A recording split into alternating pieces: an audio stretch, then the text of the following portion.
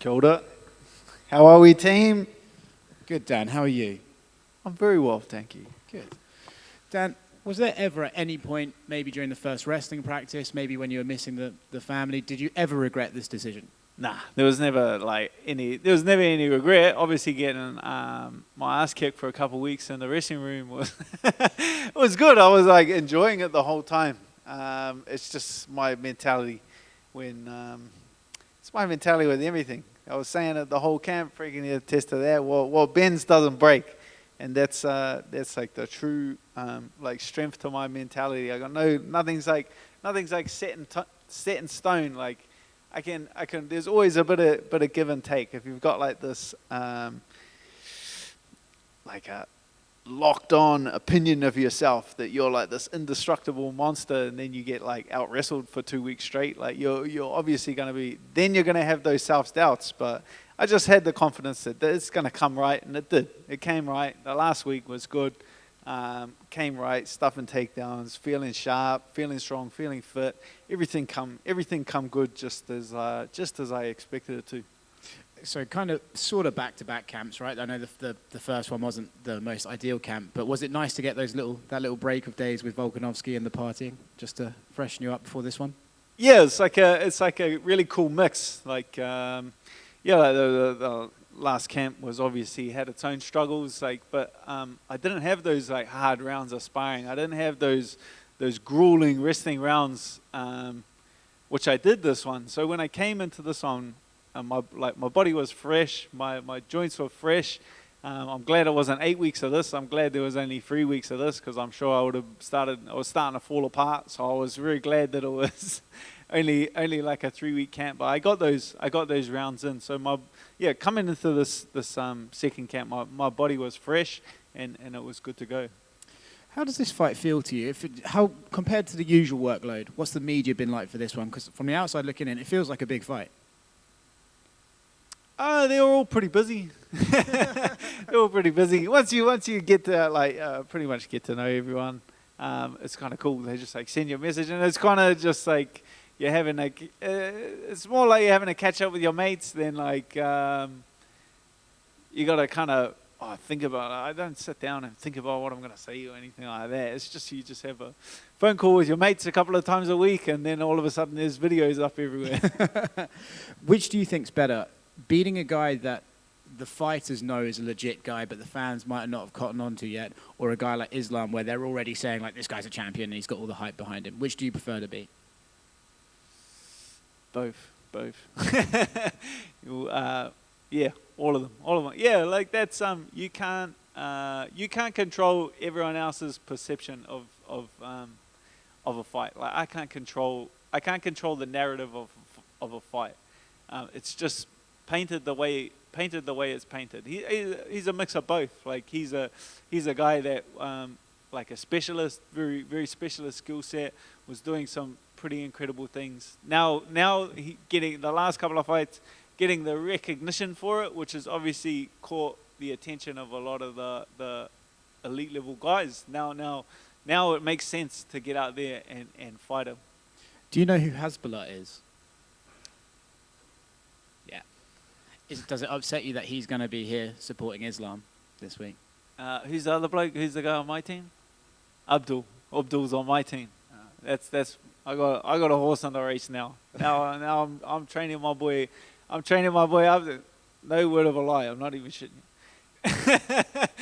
Abdul's on my team. Hasbulla can be on his team. He's picked his horse. He's picked a losing horse. Game on, baby. Everyone keeps asking you, like, how's wrestling been? Everyone talks about the Dagestani wrestling, but how is Islam striking when you're watching him fight?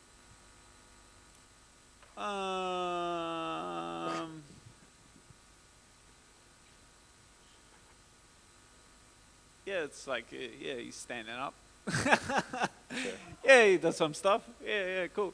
Like, hey, that's what I say. A broken clock's right twice a day. You know what I mean? Like he's got a couple knockouts. He's hurt some people. He can strike.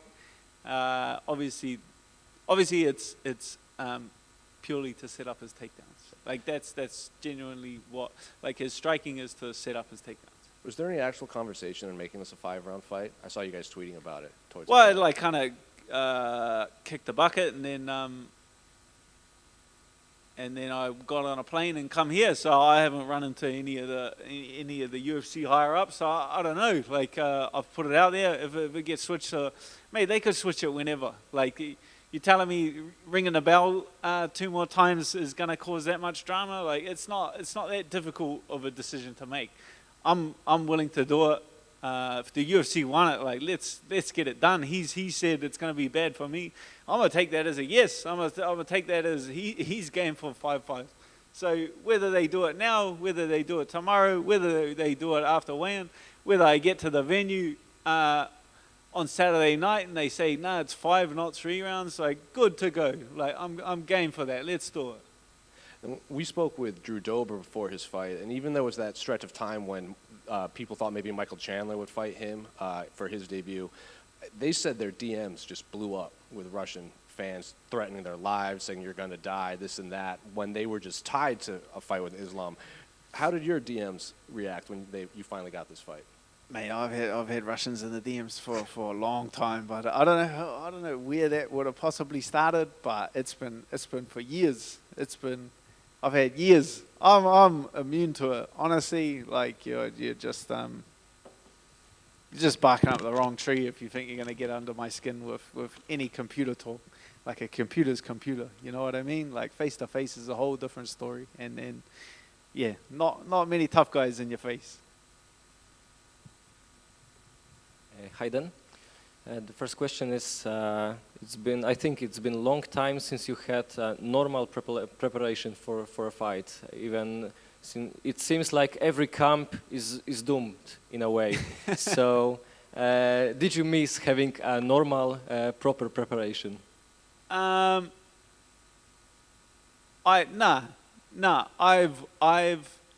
grown to adjust to it.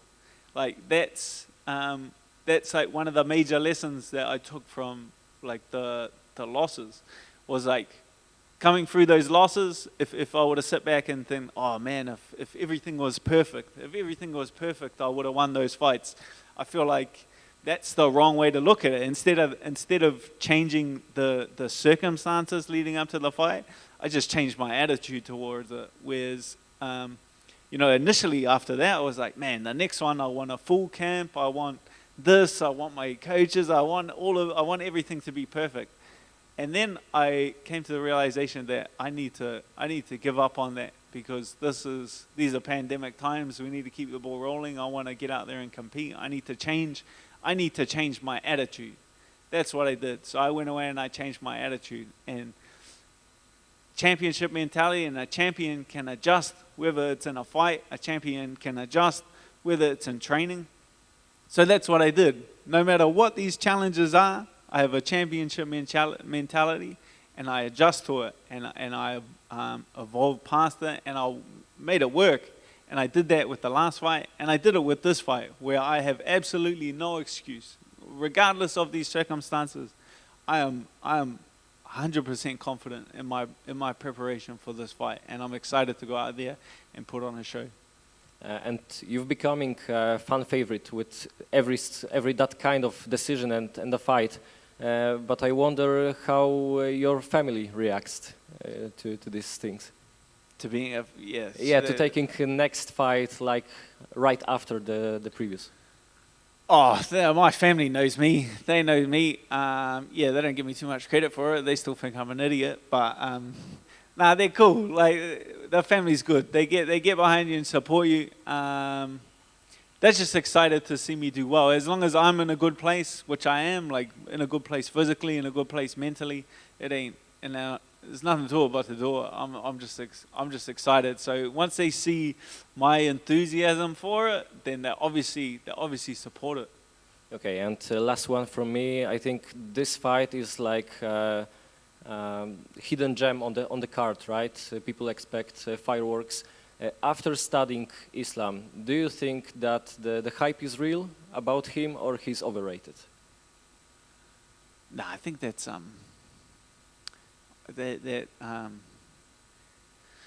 that like train of thought never never appealed to me, or I never understood like discrediting an opponent's achievements leading into a fight, because then you're just like, then when you beat them, you're just downplaying your own achievements. You know what I mean? So I have no intention to nitpick his past or nitpick any of his achievements and kind of downplay him.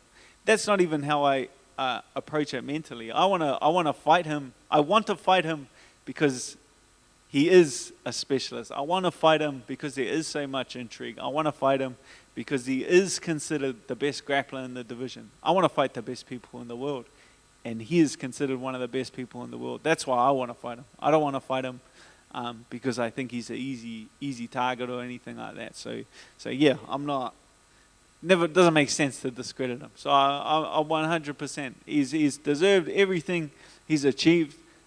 This is his party. I'm just here to spoil it. That's my whole plan. Okay. Thank you very much, and best of luck on Thank you. Saturday. Hey, Dan.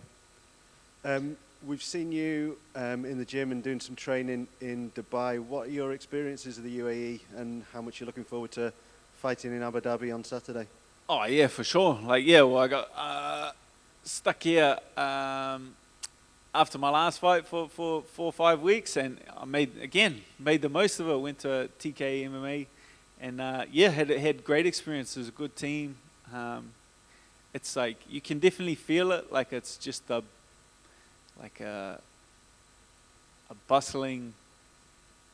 It's a bustling MMA kind of mecca. It's like the same kind of feeling as Thailand. Like everyone comes here. It's like a very central place. Everyone can come and train, and it felt very much like Thailand. There were a lot of friendly faces from Thailand as well, because they were getting at that time they were getting stuck out of there. So it was great training. Had people from all over the world, getting some great rounds in with guys from Russia, guys from all throughout Europe. It was an incredible experience. I feel like, the UAE, Abu Dhabi, Dubai has got a massive future in terms of mixed martial arts.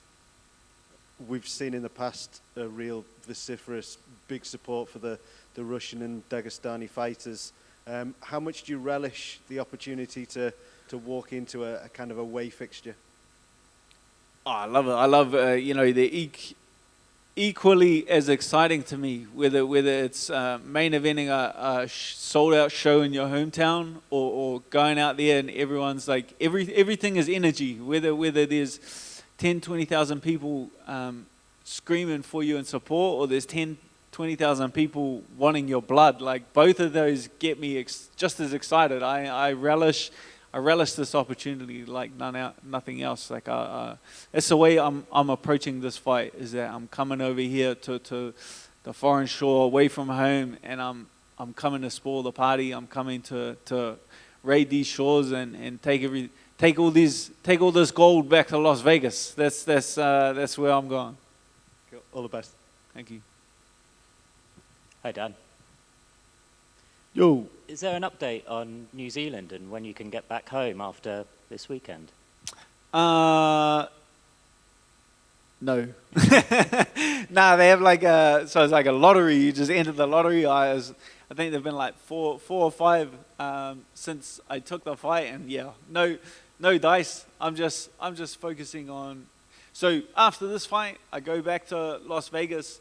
And then the UFC's flying my family out, so they're flying my wife and daughter out to Las Vegas. Once they get here, I'm content, man. I'm content. And also we got like Brad Riddell fights before the end of the year. Kai Kara France fights Cody Garbrandt before the end of the year. Those are both in Las Vegas. So I'm just focusing on the positives. I get to be over here for my teammates when they come here, and help them out with whatever they need for their camps. Support them in any way possible for their camps. And it's that is something that I'm very Bam Bam as well. He's coming over to Las Vegas. That'll be a good after party.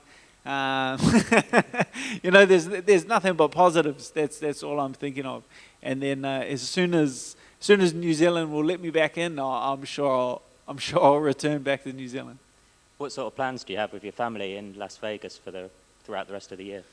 Not too sure. I take everything as it comes. My wife's got family in New York and Manhattan, so I haven't really thought past Christmas in New York. We got all those 3 fight shows: Bam Bam, Brad Riddell, Kai Kara France, New York for Christmas.